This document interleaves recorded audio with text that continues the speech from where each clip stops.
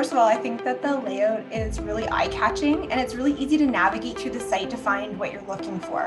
From a content contributor lens, the site's really user-friendly to actually create visually appealing content, which makes the whole experience really seamless. In special education, we have a lot of information that families are really interested in learning more about. So having a site that's really easy to navigate and find information easily is a really important thing. So what I really like is that I find it a lot easier to go to the drop downs and just click. So the actual prompts are much more fluid than they were before. So when I say like student support, I know exactly what I'm getting. Or it says, what are you looking for? I can type something in and find what I want. With my accessibility lens sort of always on, my first impression is basically based on the extent to which the new website was accessible. And I have to say it's a pretty great first impression. I think there's definitely a conscious effort to ensure that our content contributors have an understanding of how to give all users meaningful access to the new website. I think the importance of web accessibility really can't be understated, especially when we consider how digital technology, so things like computers, laptops, tablets, and even smartphones have become so essential to our learning and working environments at the board. When we make web content more accessible, typically it will also become more clear, more concise, and more user-friendly to people without disabilities as well. I really liked that you could change the language. That was something that I thought was really positive. You didn't have to search anywhere. It was right at the top of the page.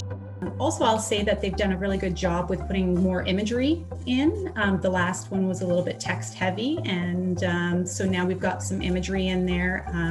And the imagery meaning you see something and you can click on it and it takes you to another location. Hopefully the new families will be able to come on and look at identity specific resources and have access to that in language. I think is going to be a big thing. Hopefully they'll be able to see that what we have available at Inclusive School, because I think that's one thing that maybe families aren't aware, that they have access as well to our community partners, to our teacher liaisons, and as well as to the equity teacher facilitators.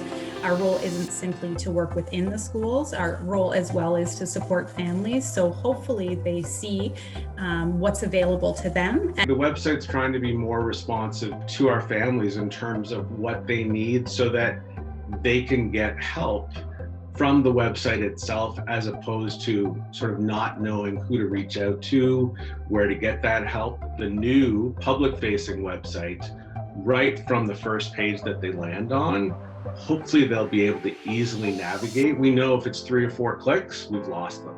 So they need to be able to easily navigate right from that front page to what they need. Some of the features on the website that will be helpful include the revised student pages, with a need help section, which is newly updated with relevant tools and supports to help provide access. Online student tools page is beneficial is that the resources housed there are specifically designed for students and the challenges they may face when using digital tools and platforms. The new and improved site houses information and advice so families can make good decisions with regards to online and face-to-face learning. And it allows families to fully participate in the school experience because all relevant digital tools can be accessed from one online location.